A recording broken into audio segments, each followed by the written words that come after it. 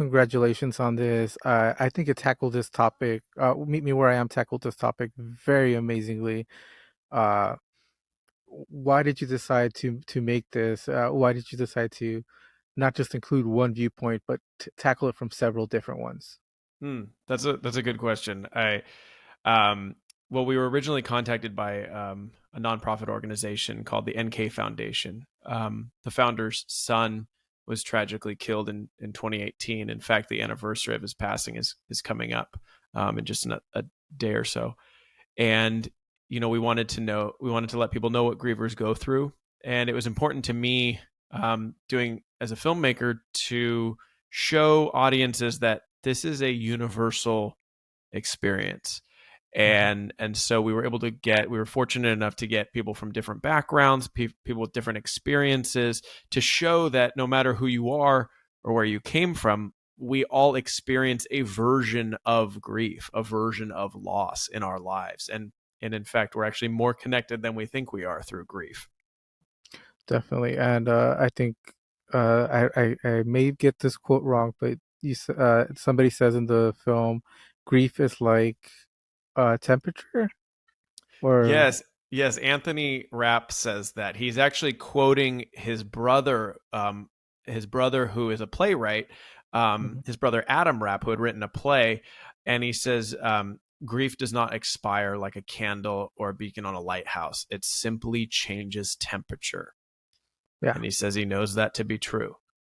That is definitely true. And throughout the film, you have different people that have different levels of grief and experience grief from different people, whether it be a friend that died, or son, daughter.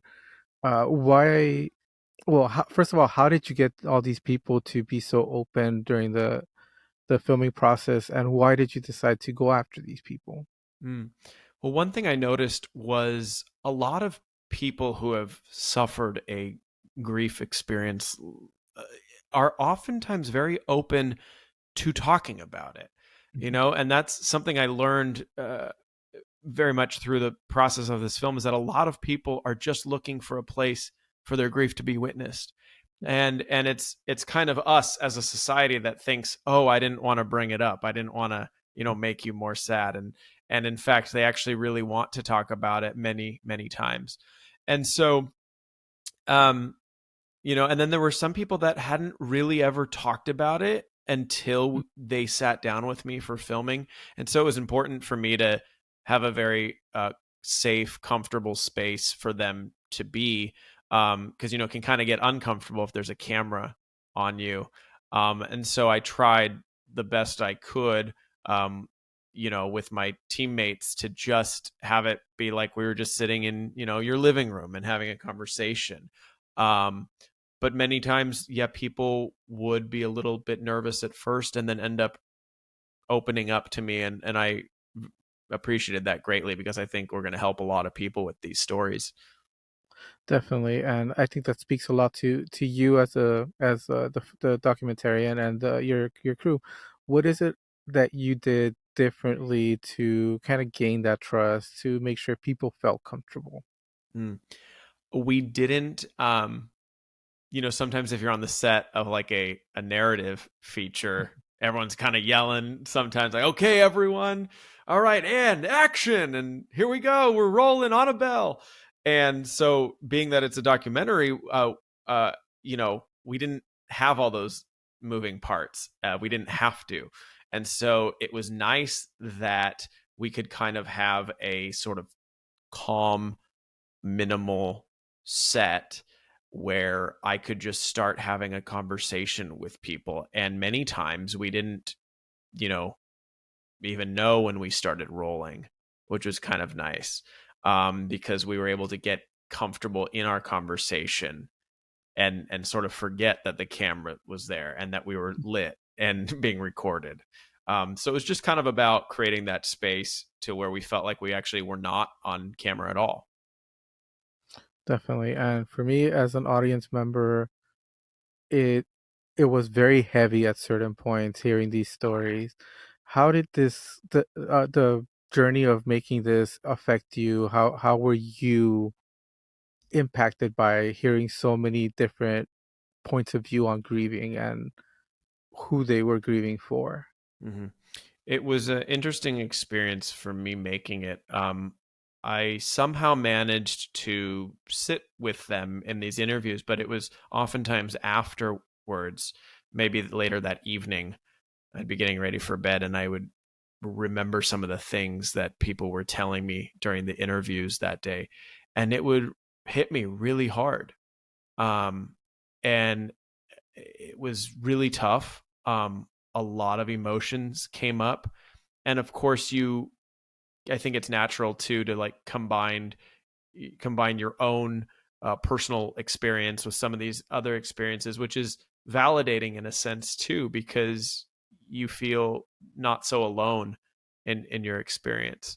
Um, but it was important for me to have those hard moments in there because that is, what humans go through when they have suffered a major loss. And I think, it's kind of one of those things where until you've experienced like grief of that magnitude, you're not really sure.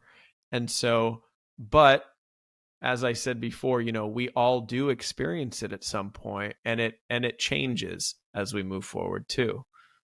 Definitely, and I'm glad you brought that up. The fact that it sat with you for a while, because I know I continue to watch other films that I need to do research on and to watch for this film festival. But at the end of the night, some of these stories came back, and I guess my mortality and the mortality of the people around me were a lot more prominent. And Mm, how did that happen to you? Were you all of a sudden seeing things in a new light? How absolutely. much? Yeah, how much does it sit in the back of your mind afterwards for you? Um, it does cause you to. It makes you think. It makes you think about your own life. It makes you think about the things that you want to do. It makes you think about your past.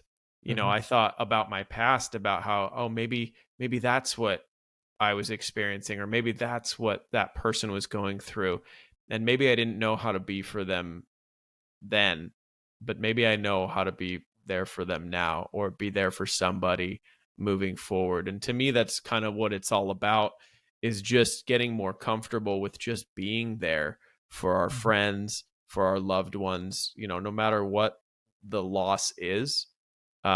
We shouldn't, judge anyone, of course. I mean, if they're experiencing a major grief, that's valid, and we should be there for them, and we should show up for our friends and loved ones.